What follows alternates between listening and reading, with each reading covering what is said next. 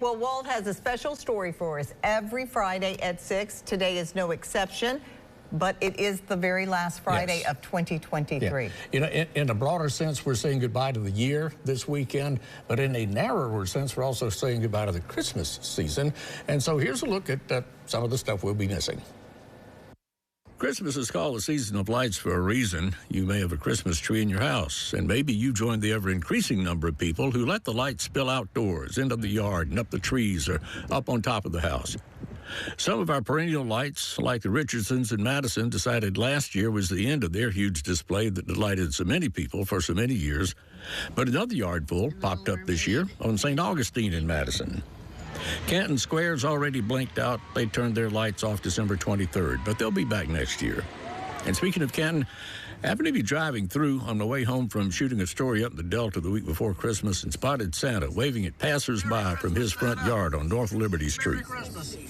Jackson has the tallest lights. The cross on Capitol Towers has been there ever since some court ruling or somebody said they couldn't have one on the Siller State Office building, but that was decades ago. Capitol Towers will go dark after New Year's, but it'll be back Easter weekend. My friend Mac Clements in Country Place in Pearl always has his yard lit on into January. Of course, if you'd been stringing lights since October, you wouldn't be in a big hurry to turn them off either. Pete and I both love it.